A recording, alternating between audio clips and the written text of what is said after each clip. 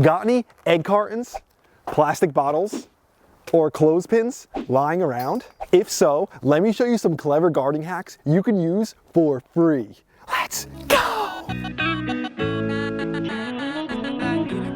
First up, let me show you a cool hack using plastic cups. This might change the way you grow your tomatoes. Grab a solo cup. Really, any plastic cup will do. We need to make some drainage holes at the bottom. You can either use a razor like this. You can also just heat up a nail or screw and make some holes using heat. Next, we will fill our cup with some potting mix and grab our seeds. I'm going to plant a Chadwick cherry tomato. We'll make our little depression, grab our seed, drop it in, and cover it with a bit of soil. Now, I'm going to grab another solo cup, and for this one, we will be putting a few rocks at the bottom. We'll pour some water into this cup. Now we can take the cup that we planted our seeds in and drop that cup into the cup with water in it. The water can now wick up into the second cup, keeping the soil nice and moist. After a few days, the tomato sprouted and was looking healthy and happy. It's been about a week. As you can see, the plant looks really good and is growing beautifully. This right here is known as the double cup method. That's commonly what it's known as, and it has some cool advantages. The first one is, if we were to just water the plant like this and didn't have the cup underneath it, what would happen is we would water, and then basically the water would drain out the bottom, the excess, and then make a mess in our grow room. So this cup helps catch that water. Another cool thing is, come over the top. When you see these rocks here, we put these rocks down here for an important reason. One is, if we have this cup in here and there's no water in here, the rocks provide a little bit of air space, like a gap of air, where the roots will have room to breathe, because these roots actually need oxygen in order to breathe. So by leaving a gap at the bottom, that allows the roots to grow out the bottom and have still a little bit of space, and helps prevent the plant from getting root bound, which is a nice thing. A seed bundle like this will really do all the same things as the cup. You've got the holes at the bottom so the plants don't get root bound, and then you've got this tray at the bottom where all you have to do is just pour some water at the bottom, and then the plants can actually soak this up. And bottom watering is more efficient with seedlings like this, because then it kind of forces the roots to go down and look for the water instead of saying up top, if you just water the surface of the soil like that. Another great free garden hack involves something we all have lying around: cardboard. Last year, I grabbed a cardboard box and planted potatoes in it. The potatoes grew beautifully throughout the season, even better than I expected. When it came time to harvest, the boxes were still intact, and the production was way higher than I thought it would be. Who would have thought? A simple, free container that lasts just as long as we need it to? This is upcycling. I have also used cardboard for years to suppress weeds. One of the cool advantages about the cardboard is that it breaks down over time. What I do first is I go around and remove any tape that's on the cardboard box. Then I lay out the cardboard and cover it with a thick layer of wood chips. This helps hold the cardboard down and also helps to suppress the weeds. Over time, the cardboard will break down, and some worms might even come up and eat that cardboard to help build healthy soil. Cardboard can be a bit tedious to lay down, especially if you have to cover a big section. For that, if you want to spend a few bucks to save a lot of time, I suggest grabbing some contractor's paper. This is essentially thin cardboard, and the cool thing about this is it will save you so much time, because all you have to do is just roll this whole thing out and then cover it with wood chips. It's super convenient, super easy, and makes mulching a whole garden super simple. Just take a peek down real quick, you'll see the mulch. This is mulch we laid down about a year or two ago. It looks great. The ground's a little frozen almost, so it's hard to get through, but you can see we use contractor's paper, and it really helped keep the weeds down, and we're building healthy soil while all that's going on.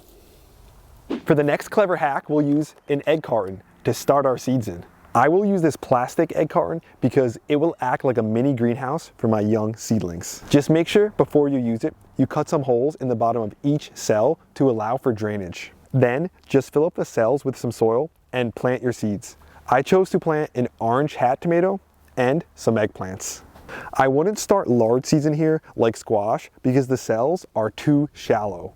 I suggest sticking with small seeds like tomatoes, lettuce, eggplants, things like that. Since the cells aren't very deep, I would suggest transplanting out of the carton when the plants get 2 true leaves. For the next hack, we'll use a Q-tip. A paintbrush will work as well. If your squash plants develop little mini squash that turn yellow and die off before they mature, it's because they weren't properly pollinated. Squash need bees to pollinate their flowers, but their flowers don't remain open for a long period of time. If you have a few days of rain and the bees aren't out, you can use a Q-tip to go over to the squash flowers. Go to the male flower. This is the one with no squash at the base of the flower. Take your Q-tip and gently swirl it on the inside of the male flower to get some pollen on it. You should see some yellow pollen on the Q-tip. Take your Q-tip and bring it over to the female flower. These are the ones with mini squash at the end of the flower. Take your Q-tip and use it to pollinate the female flower. This way, you can ensure yourself pollination and guarantee yourself more squash. You can also use the male flower to pollinate the females. You could pop off one of the male flowers and bring that over to all the females. But using the Q-tip or paintbrush is a good, safe way to do it if you don't have that many male flowers by the time all the female flowers come out. For the next hack, we need a clear gallon jug, which will act like a mini greenhouse for us. Simply cut the bottom part of the jug off with a scissor so it will sit flat on the ground. This will act as a form of protection for one plant during cold nights and will help the plant grow quicker with the greenhouse effect. It will work especially well if you got too excited and transplanted a tomato out too early and now you need to protect it on a cold, windy night. Just make sure to build up some wood chips or soil around the jug. This way it won't blow over. Let's take the jug off and see how well the tomato is growing. Pull it off just like that. Look how beautiful and healthy it is. We had a couple cold nights, but the jug really helped to protect the tomato. Tuck seems to give it a Tuck approved too, which is always a good thing. The next garden hack involves using a clothespin. When it comes to growing fruit trees, it's important to prune and train them to the shape most suitable for the kind of tree you're growing. When I first plant my apples, I make sure to prune them to a central leader, and I use clothespins to help train the branch angles to 60-degree angles. I do this because the angle of the branch on the apple tree will determine whether the branch focuses on leaf production or fruit production. These little clothespins are the perfect tool to help spread the limbs on my young apple tree. For this next hack, we will need some dish soap. You want to pick a dish soap that doesn't have added fragrances and isn't a degreaser. You want it to be pure. I had a bunch of aphids on some of my young tomato plants, so I made a dish soap spray. I used between 2 and 4 tablespoons of dish soap per gallon of water, mixed it together, and added it to my sprayer. Make sure you spray the top and bottoms of the leaves because the insects need to be completely covered in the soapy spray in order for it to be effective. You can see the plants look nice and healthy now, and the soapy spray killed off the aphids. Let's check out one on the bottom of the leaves. Adding some cold pressed neem oil will help make the spray more effective. This has the azadirachta in it if you want to spend a few dollars. Another option would be to use the safer soap. This stuff is really effective and easy to use and works great for your soft-bodied insects like aphids. For the next hack, all we need is just a regular water bottle. A Poland Spring bottle will work great. You could even use something like a soda bottle if you want. Really, any plastic bottle that you have just laying around. I'm going to use a standard Poland Spring bottle. Grab a scissor and cut your bottle in half. I like to cut it right along the established rim here. Then grab the top part of the bottle and put the cap on. Next, fill the top part of the bottle with your potting mix. This is where we will be planting. We'll grab our seeds. I'm planting another Chadwick cherry tomato. Make our hole, get our seed planted, and cover it. Then take the base of your bottle and fill it about halfway with water.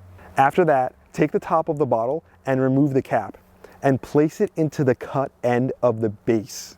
You want the water to be touching the soil. The water will wick up into the soil, keeping it moist for the seed to sprout. About a week later, my tomato seed sprouted. You can see it here. Now, about a week later, the plant is looking super healthy. Really happy with it overall. So this is really similar to the first one we did, where we're essentially just making our own self-watering, wicking mini planter. And that's a pretty cool thing to do, just with some recycled materials. That's why this one is a little different. It's using recycled materials. You can see how the roots are already starting to grow. An advantage is this is recycled material. One of the disadvantages is plants' roots really don't like light that much. So the fact that it's plastic and see-through isn't that great because, again, roots usually don't like light.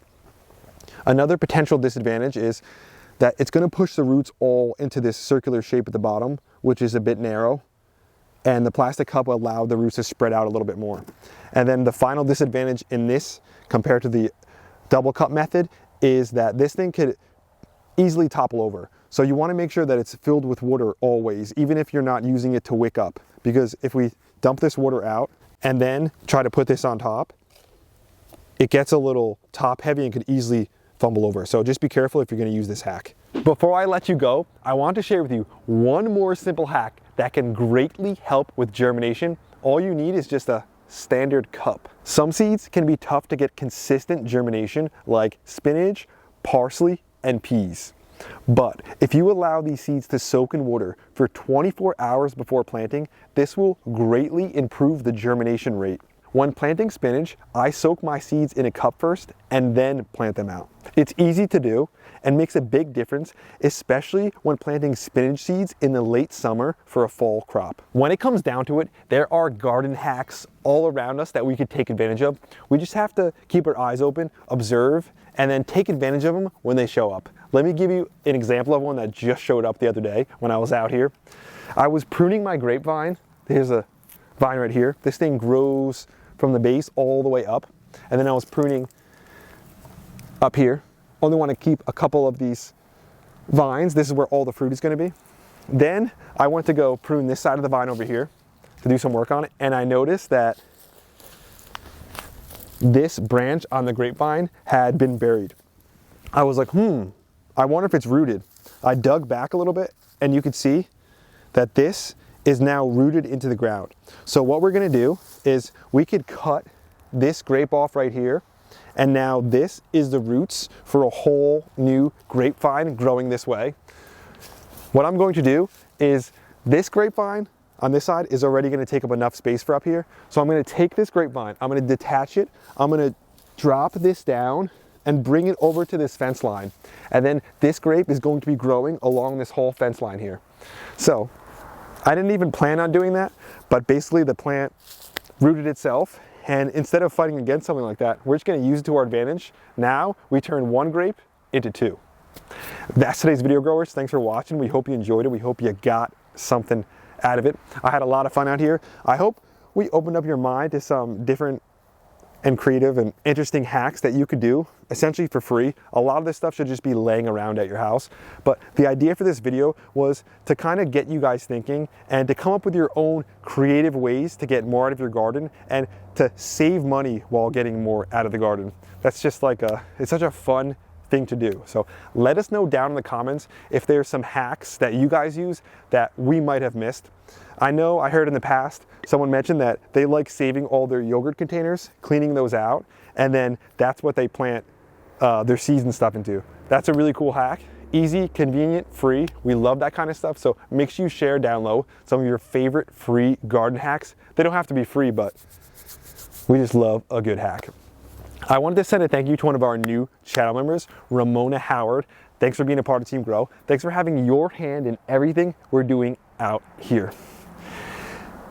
It's still cold out here, but now is the time that we really need to prepare to make the right choices that will pay off in the spring, summer, and next fall. That's when the big harvests are going to be coming in. So it is a very important time to get out there, to get those tasks done, to invest in this year so it will pay you dividends later in the fall. We really can't emphasize how much you guys need to be a part of Team Grow if you want to get some stuff growing in your backyard, spread that message, and just fill the whole world with gardens. That's the mission for Team Grow, to build and to grow a better future together. Overall, we had a blast. Check out Team Grow for the hands down best garden gear you could possibly get, the top quality stuff. We don't sell anything besides the top quality. I had a blast. I'll be back at you again real soon. We out.